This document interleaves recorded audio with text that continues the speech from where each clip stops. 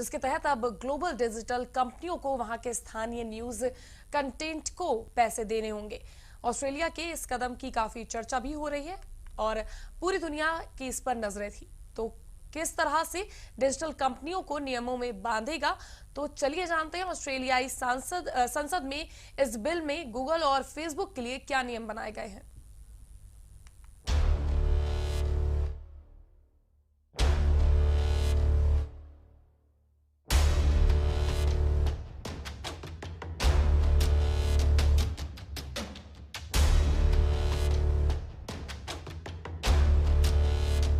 Australia में Google और Facebook को समाचार के लिए भुगतान करने के लिए मजबूर करने वाला कानून प्रभावी होने के लिए तैयार है।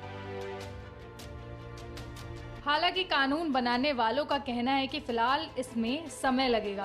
संसद ने गुरुवार को तथाकथित मीडिया सौदेबाजी संहिता में संशोधन पारित किया।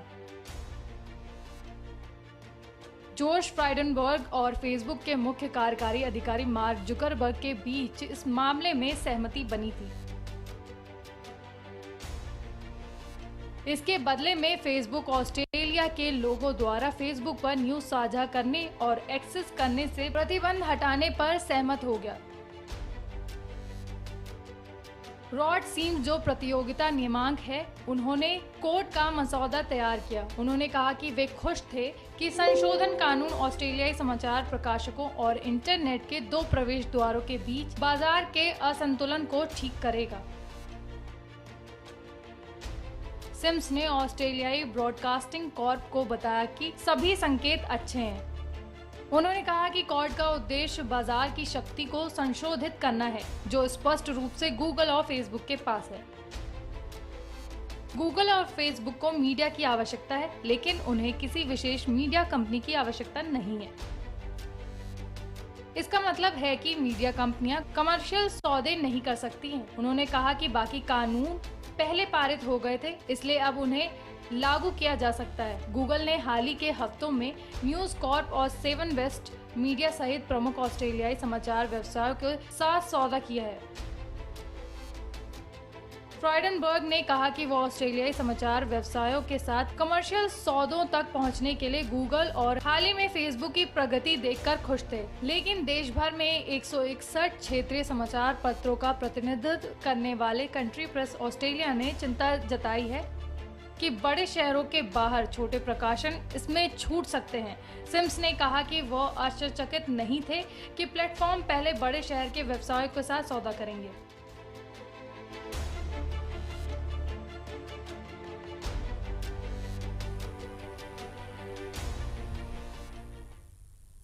ऑस्ट्रेलिया के जंगलों में एक ऐसी भीड़ पाई गई है जिसने सोशल मीडिया पर धूम मचा दी है। ये भीड़ आमतौर पर दिखने वाली भीड़ जैसी ही है, लेकिन सोशल मीडिया पर इसकी वीडियो इसलिए वायरल हो गई है क्योंकि इसके ऊपर 35 किलो ऊन की परत जमी हुई है।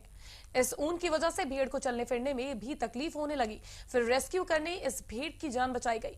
जानिए इस भीड़ के साथ ऐसा क्यों हुआ।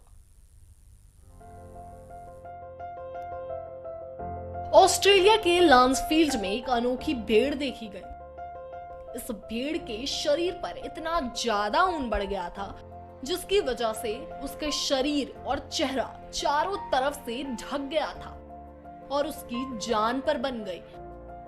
ऊन की वजह से भेड़ का वजन बहुत ज्यादा बढ़ गया था। इस भेड़ को चलने फिरने में भी तकलीफ होने लगी। फिर रेस्क्यू करके इस भेड़ की जान बचाई गई।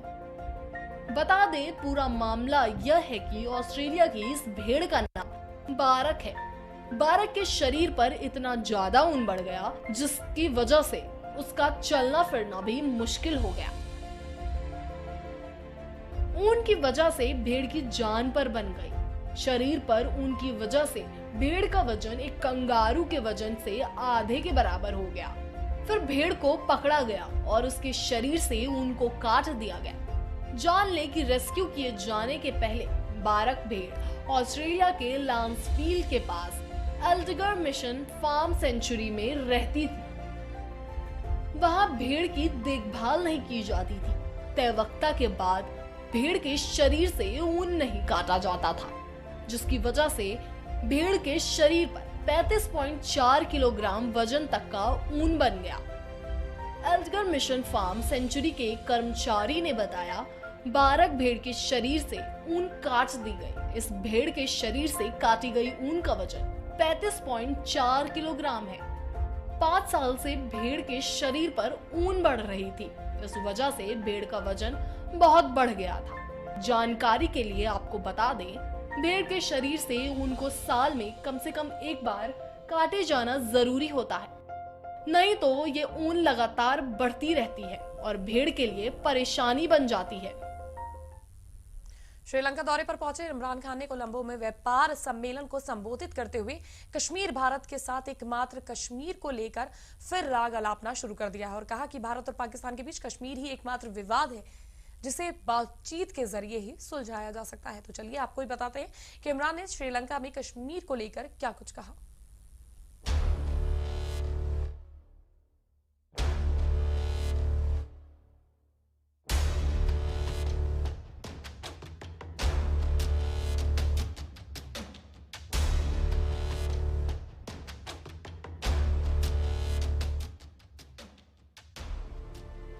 पाकिस्तान के प्रधानमंत्री इमरान खान आजकल श्रीलंका के दौरे पर हैं। इमरान खान ने अपने इस दौरे की शुरुआत द्विपक्षीय संबंधों को मजबूत करने से की, लेकिन जल्द ही साफ हो गया कि आखिर उनका मकसद क्या है। खान ने अपनी इस यात्रा का इस्तेमाल भारत के खिलाफ माहौल बनाने और उस पर निशाना साधने का एक नया ठिकाना तलाशने के लिए किया। इतना ही नहीं, वो अपने दोस्त चीन का गुणगान करने से भी पीछे नहीं हटे। उन्होंने बताया कि किस तरह चीन मुश्किल समय में पाकिस्तान की मदद कर रहा है। बता दें कि इमरान खान के लिए श्रीलंका के प्रधानमंत्री महिंदा राजपक्षे ने अपने आवास पर डिनर आयोजित किया था। इस दौरान दोनों नेताओं में विभिन्न मुद्दों पर चर्चा हुई, जिसमें इमरान ने असमानता के बारे में बात करते हुए कहा कि संयुक्त राष्ट्र जैसे संगठनों को उन देशों पर ध्यान देने की जरूरत है जो कोरोना से सबसे ज्यादा प्रभावित हुए हैं। उनकी यात्रा का पहला दिन एक तरह से अपनी मजबूरियों का रोना रोने और सहायता की गुहार लगाने तक ही रहा, लेकिन दूसरे दिन उनका असली मकसद सामने आ गया। इमरान खान ने व्यापार और निवेश सम्मेलन में भाग लिया और यहाँ चीन की जमकर तारीफ की। उन्होंने बताया कि इमरान के विकास में चीन कैसे मदद कर रहा है। खान एक तरह से श्रीलंका को ये संदेश देना चाह रहे थे कि चीन के करीब आने का उसे भी फायदा हो सकता है। इतना ही नहीं, उन्होंने श्रीलंका को चीन पाकिस्तान आर्थिक गलियारे में शामिल होने के लिए आमंत्रित किया। इसके बाद उन्होंने भारत के खिलाफ जहर उगलते हुए कश्मीर का मुद्दा उठाया। श्रीलंका को पता था कि इमरान खान उसकी संसद में कश्मीर राग छेड़ सकते हैं, इसलिए उसने खान के प्रस्तावित भाषण को रद्द कर दिया था। लेकिन पाकिस्तान प्रधानमंत्री ने व्यापार सम्मेलन में अपनी इच्छा पूरी कर ली। उन्होंने कहा, मेरा सपना है कि उपमहाद्वीप में हम सभी मतभेदों को सुलझाएं और हमारा मतभेद केवल एक विषय पर है, वो है कश्मीर। हम चाहते हैं कि कश्मीर समस्या का हल संयुक्त राष्ट्र सुरक्षा परिषद के प्रस्ताव के अनुसार हो और इसे सिर्फ संवाद के जरिए ही इस दिशा में आगे बढ़ाया जा सकता है।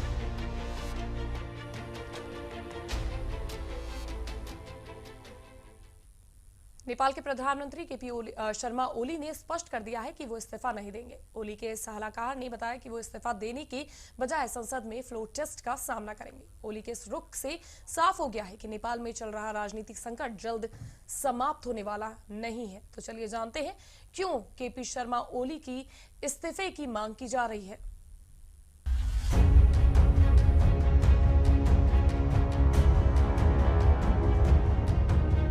नेपाल के प्रधानमंत्री केपी शर्मा ओली ने साफ कर दिया कि वह इस्तीफा नहीं देंगे। ओली के सलाहकार ने बताया कि वह इस्तीफा देने के बजाय संसद में फ्लोर टेस्ट का सामना करेंगे। ओली के इस रुख से साफ हो गया है कि नेपाल में चल रहा राजनीतिक संकट जल्द समाप्त होने वाला नहीं है। बता दें कि नेपाली सुप्रीम कोर्ट ने प्रधानमंत्री ओली को झटका देते हुए संसद की भंग की गई प्रतिनिधि सभा को बहाल करने का आदेश दिया था, जिसके बाद ओली से इस्तीफे की मांग की जा रही है। अपने ऐतिहासिक फैसले में मुख्य न्यायाधीश चौलेंद्र शमशेर के नेतृत्व में 5 सदस्यीय संवैधानिक पीठ ने मंगलवार को संसद के 275 सदस्य वाले निचले सदन को भंग करने के लिए ओली सरकार के फैसले को असंवैधानिक करार दिया था।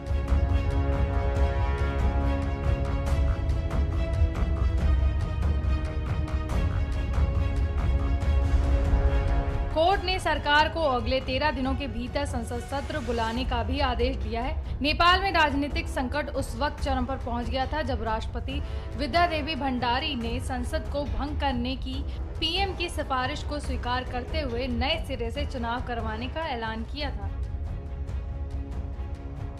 ओली के प्रेस सलाहकार सूर्या थपाने ने कहा कि प्रधानमंत्री इस्तीफा नहीं देंगे बल्कि उच्चतम न्यायालय के फैसले पर अमल करेंगे और 2 सप्ताह में बुलाए जाने वाले संसद सत्र में हिस्सा लेंगे। थापा ने कहा कि उच्चतम न्यायालय का फैसला विवादास्पद है, लेकिन फिर भी उसे स्वीकार कर लागू किया जाना चाहिए। उन्होंने कहा कि इसका असर भविष्य में देखने को मिलेगा क्योंकि इस फैसले से राजनीतिक समस्याओं का कोई समाधान नहीं मिला है।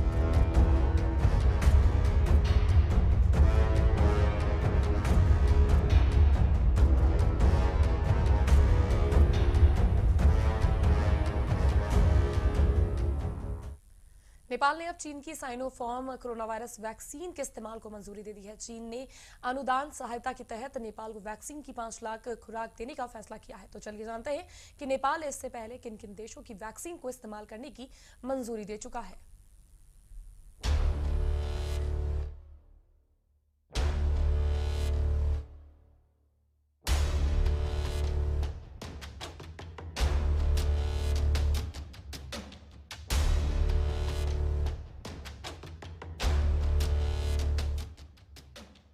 नेपाल सरकार ने बीते बुधवार को साइनोफार्म के तहत चीन में Beijing institute of biological products company limited की एक कोविड वैक्सीन को आपातकालीन उपयोग की मंजूरी दे दी है। नेपाल 15 जनवरी को एस्ट्राजेनेका के कोविशील्ड वैक्सीन को पहले ही मंजूरी दे चुका है।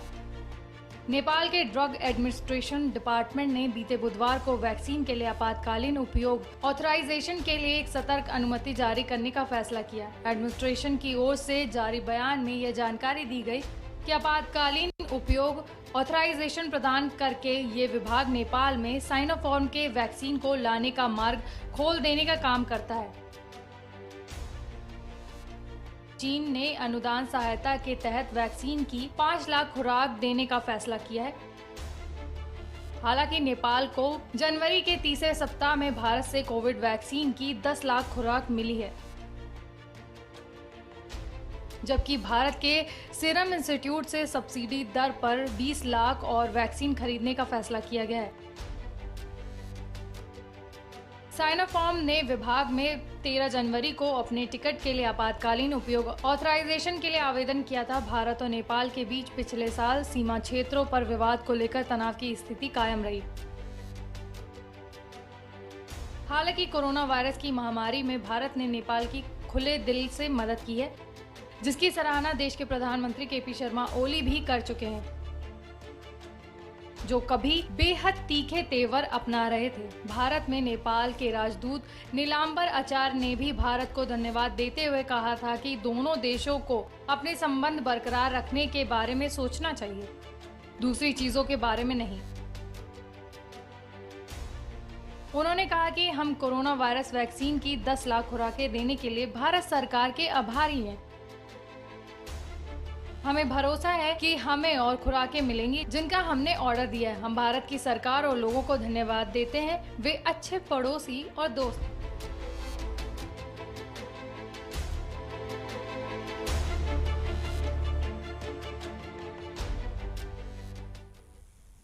इजराइल के एक शोध से खुलासा किया गया है कि फाइजर की कोरोना वायरस वैक्सीन ने इजराइल में कोरोना वायरस के कहर को 99% तक रोकने में कामयाब रहा है। इसके आंकड़े से दुनिया में हर्ड इम्यूनिटी को लेकर आशा बढ़ गई है। तो चलिए जानते हैं कि क्या कुछ है इस वैक्सीन को लेकर इजराइल के शोधकर्ताओं ने क्या कहा है और क्या क्या खुलासे किए गए हैं हमारी इस खास रिपोर्ट में।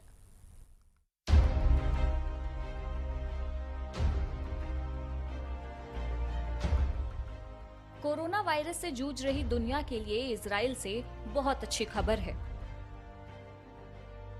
इजराइल में फाइजर की कोरोना वायरस वैक्सीन ने बहुत बड़े पैमाने पर कोरोना के संक्रमण को रोक दिया है।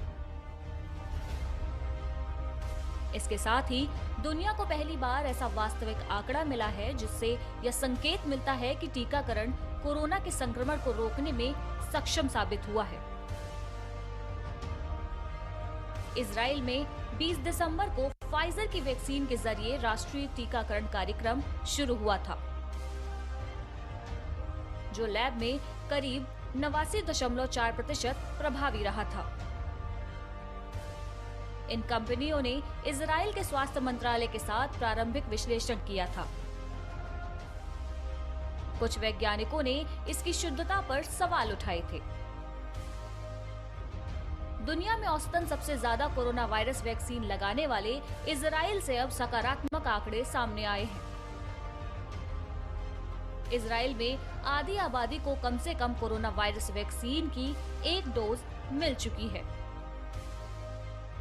इजराइल के अधिकारियों ने बताया कि फाइजर की कोरोना वैक्सीन वायरस से मौत को रोकने में 99% प्रभावी रही है। अगर यह सही है तो आंकड़े बहुत उत्साह बढ़ाने वाले हैं, क्योंकि यह वैक्सीन अब एसिम्प्टोमेटिक लोगों को कोरोना वायरस के प्रसार को रोकने में प्रभावी पाई गई है।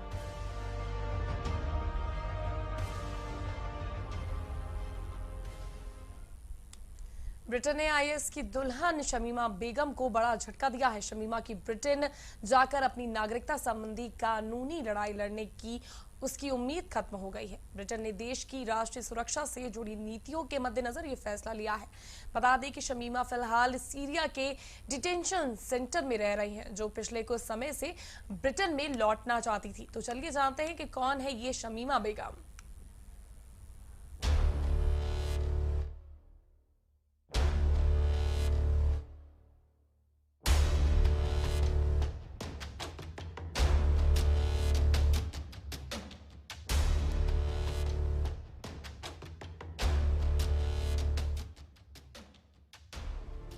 जिहादी दुल्हन बनने के लिए 2015 में भागकर सीरिया पहुंची बांग्लादेशी मूल की ब्रिटिश युवती शमीमा बेगम ईस्ट लंदन स्कूल की छात्रा थी।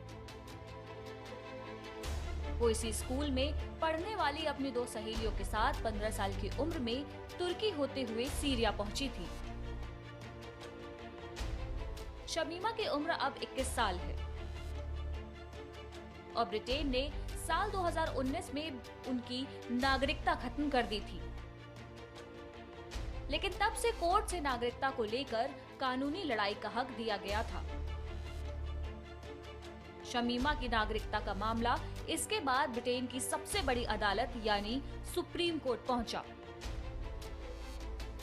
जहां सरकार ने यह दलील रखी कि खुफिया एजेंसियां इस नतीजे पर पहुंची हैं कि इस्लामिक स्टेट के साथ गठबंधन करने वाले देशों की राष्ट्रीय सुरक्षा को लेकर गंभीर खतरा पैदा किया गया है। सुप्रीम कोर्ट के न्यायाधीशों ने कहा कि अगर बड़े पैमाने पर जनता के हितों और सुरक्षा को ध्यान में रखते हुए किसी मामले की सुनवाई निष्पक्ष रूप से आगे बढ़ाना संभव नहीं है तो अदालतें इस केस की सुनवाई नहीं कर सकती। 2 साल पहले आईएएस दुल्हन शमीमा बेगम के नवजात बेटे की सीरिया में निमोनिया के कारण मौत हो गई थी। बता दें कि बांग्लादेशी मूल की ब्रिटिश युवती शमीमा बेगम ने फरवरी में सीरियाई शरणार्थी शिविर में बेटे को जन्म दिया था। हालांकि शमीमा के साथ उस वक्त 2 और आईएस दुल्हनों की नागरिकता ब्रिटेन ने छीन ली थी, जिसमें रीमा और उसकी बहन जारा का मामला शामिल था। शमीमा बेगम का मामला ब्रिटेन में एक गर्मागर्म बहस का विषय रहा है, जिस पर लोगों की मिली-जुली प्रतिक्रिया देखने को मिलती है।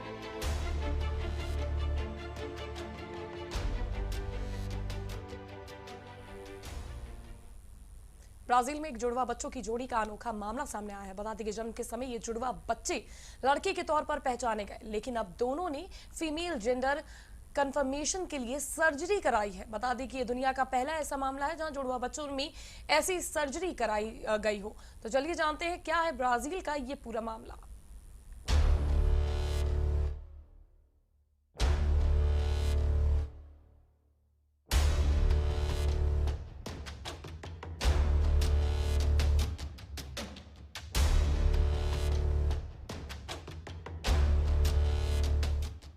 19 वर्षीय जुड़वा बच्चे दक्षिण पूर्वीय ब्राजील के एक छोटे से शहर में पले बढ़े। दोनों का कहना है कि वे कभी लड़के के तौर पर पहचाने नहीं गए। दक्षिण पूर्वीय शहर ब्लूमेना के एक क्लिनिक ट्रांसजेंडर सेंटर ब्राजील के डॉक्टर जोस कार्लोस मार्टिस ने कहा कि जुड़वा बच्चों का दुनिया में यह पहला मामला है जो जन्म के समय लड़के माने गए थे। मार्टिस ने जुड़वा बच्चों की 5 घंटे की सर्जरी की। सोफिया ने कहा कि हम एक ऐसे देश में रहते हैं जहां ट्रांसजेंडर्स को पसंद नहीं किया जाता है। बीते साल 175 ट्रांसजेंडर्स की हत्या की गई थी। हमें बचपन से ही लोगों के दुर्व्यवहार का सामना करना पड़ा है, लेकिन हमारे परिवार ने कभी हमसे मुंह नहीं मोड़ा। हमेशा उनका समर्थन हमें मिला है। जुड़वा बच्चों की मां सिल्वा ने कहा कि वह अब काफी राहत महसूस कर रही हैं। मैंने उन्हें कभी लड़का नहीं माना, वो मेरे लिए हमेशा लड़कियां थी। उनके दादा ने सर्जरी के लिए $20,000 का इंतजाम अपनी संपत्ति नीलाम करके किया है।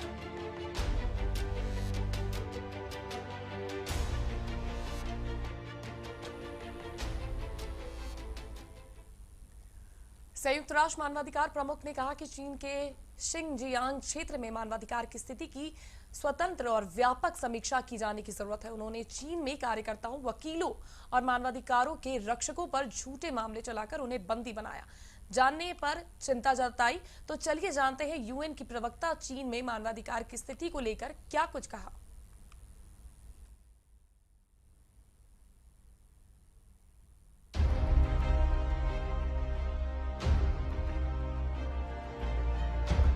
पार्किंग शुल्क नगर निगम के बोर्ड बैठक में होगा फैसला।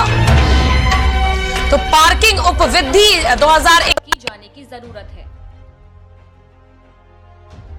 उन्होंने यह भी रेखांकित किया कि चीन में कार्यकर्ताओं, वकीलों और मानवाधिकार के रक्षकों पर झूठे मामले चलाकर उन्हें बंदी बनाया जा रहा है। संयुक्त राष्ट्र मानवाधिकार आयुक्त मिशेल बैचलेट ने कहा कि उनका कार्यालय शिनजियांग की यात्रा के लिए परस्पर सहमति वाले बिंदुओं पर काम कर रहा है। सितंबर 2018 में मानवाधिकार आयुक्त का पद संभालने से पहले ही बैचलेट की शिनजियांग यात्रा की योजना बनाई जा रही थी। विश्व भर में मानवाधिकार की स्थिति पर संयुक्त राष्ट्र मानवाधिकार परिषद को अपना नियमित ब्यौरा देते हुए बैचलेट ने चीन के विषय पर चर्चा की। उन्होंने कोविड-19 की रोकथाम के लिए चीन की सराहना की, लेकिन यह भी कहा कि राष्ट्रीय सुरक्षा और कोविड-19 के नाम पर मौलिक अधिकार और नागरिक स्वतंत्रता का हनन किया जा रहा है। उन्होंने कहा कि हांगकांग में विरोध प्रदर्शन में भाग लेने के लिए 600 से ज्यादा लोगों की जांच की जा रही है। चीन के शिनजियांग में मुस्लिम उइगर समुदाय और अन्य लोगों को हिरासत केंद्र में रखे जाने से कई महीनों से वैश्विक समुदाय में रोष है, लेकिन बैचलेट के कार्यालय और चीनी अधिकारियों के बीच बैचलेट की यात्रा को लेकर सहमति नहीं बन पाई है। तो हमारी वर्ल्ड न्यूज में फिलहाल के लिए बस इतना ही। हमें उम्मीद होगी कि आपको देश और दुनिया की तमाम वो जानकारी प्राप्त हुई जो आपकी जरूरत की हो। फिलहाल मुझे दीजिए इजाजत, फिर हाजिर होंगे देश और दुनिया की तमाम खास खबरों के साथ। आप कहीं मत जाइएगा, देखते रहिए प्राइम टीवी।